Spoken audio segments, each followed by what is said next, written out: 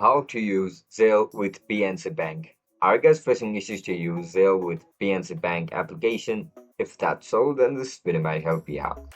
To use Zelle with PNC Bank, start by logging into your PNC Bank mobile app or the PNC online banking website.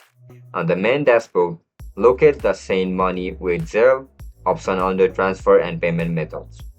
If this is your first time using Zelle with PNC, you need to enroll your US mobile number or email address.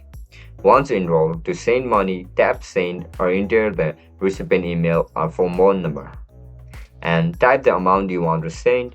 Select the amount you want the funds to come from.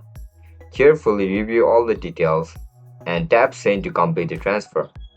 To receive money, any funds sent to your enrolled email or mobile number will automatically deposit into your PNC account.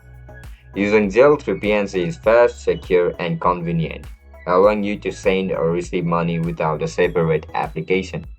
And that's it, guys. That's how we're going to use Zelle with PNC Bank. If you guys found this video helpful, don't forget to like, share, and subscribe to our channel. I'll catch you up in the next one. Bye bye.